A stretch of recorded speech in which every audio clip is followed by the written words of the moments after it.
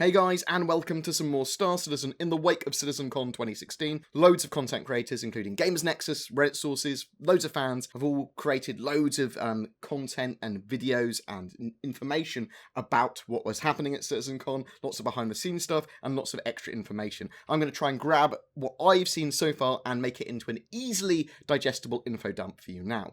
Lots of people were asking about the system specs for the demo PCs at CitizenCon. They used i7 5820Ks at 3.3 gigs stock speeds for them. They used 1080 GTXs as well, 64 gigs of DDR4 Corsair RAM, and Asus X99A motherboard. And those are pretty similar to my spec of my PC, so relatively powerful machines.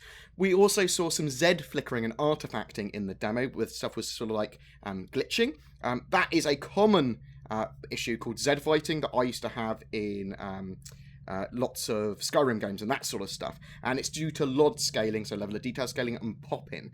The specs that they have talked about are not reflective of what you're going to need to run Star Citizen either. So there are no Star Citizen specific drivers made by Nvidia or AMD yet, though there will be in the future. So expect a more optimized, faster experience there. CIG are also still working on CPU thread allocation and the CPU job system.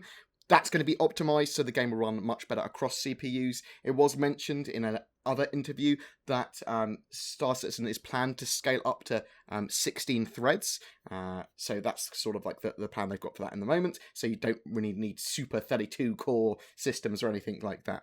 Expect big performance games and polish, as well as more optimized drivers in the future. That demo that we saw, the Planet Station 2 demo, was played in 1080p, and there were no overclocks on that system that they used. Chris Roberts talked a little bit about Squadron 42's delay. The hope was to show a fully polished, finalized mission. It's super important for them to have 100% ready, and Chris just wasn't happy with it. The rest of Squadron 42 is grey boxed or better, but that final polish is super important, and they need that before they show off that mission. He was happy with the Homestead or Planet's version 2 demo with the Javelin and the Sandworm though, and there are a couple more live streams in the future to look forward to. The anniversary live stream in November and the holiday live stream in December, which we should see a lot more. Chris reportedly also talked about the Idris, according to a couple of Reddit users. It's not necessarily being withheld from backers because of Squadron 42, that Idris. There is lots of bits and bobs that need to be polished and finished off with the Idris at the moment. It's stuff like doors and things for the Items 2.0 system. It's just not entirely finished yet. The Idris is also so large that spawning them will cause issues in PU servers at the moment. The Star network needs to be fully implemented and optimized before they consider actually releasing it. They want the code to comfortably support 2 Idris and several other ships so that they can actually have a battle and that stuff can be done with them in the verse. And the Idris roughly has 50 NPCs living on it in Squadron 42. NPC crews, in the long term, you're going to be able to fly those larger ships with just NPCs, though their quality and efficiency is going to be limited. The Retribution Super Dreadnought was talked about as well, very briefly apparently.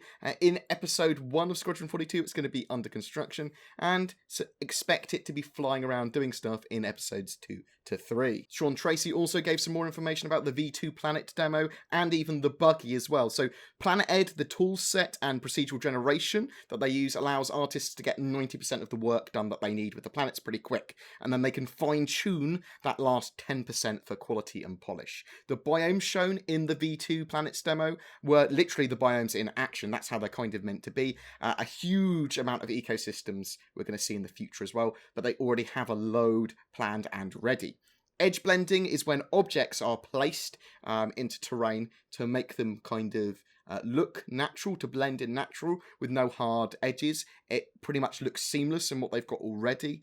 The CryEngine levels of detail and view distance have totally been refactored for the Star engine, allowing for planet stations, ships, and such to be visible from the surface of a planet if they could be seen. But also mountains at extreme ranges, they are there and you can see them. They're what creates the simulated horizon. That's not faked, that's real. They are also improving the levels of detail further. We did see trees pop in and out, and they want that to be at a much higher level of detail than the V2 demo was at the moment. So they're not entirely happy with that, and that's going to be being worked on now. The wheels of the buggy, they were talking about as well. They are real-time simulated physics with a spring system built in, and they are building this spring IK system into ship landing gear as well, so that when you land, you can kind of feel the tension, and it works out how far that the landing gear should extend out as it hits the ground and what kind of surface it is. Expect softer landings and more of a buffer when you land in the future. The tyres as well also actually drive the buggy. They pull it forward. They can have as many wheels as they want as well. They can have 16 or 32 wheels or whatever.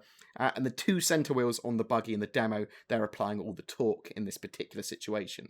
They briefly talk about parallax mapping. It's a procedural technique for creating greater depth in detail in surfaces. A displacement map gets applied to a surface, defining its height and geometry. It makes it look more detailed. It makes it look like it's got more depth to it. And Erin Roberts gave a few details on a couple of bits and pieces. They want crisis-level detail on a galaxy scale now. The long-term thinking for tools and 64-bit precision that they've done with the Star engine allows them to create stuff like that version 2 demo very quickly. They can make those planets very quickly and then get them to a very high level of detail. The team for CitizenCon's demo was actually quite small. Most people are still working on the full game, Squadron 42 Episode 1.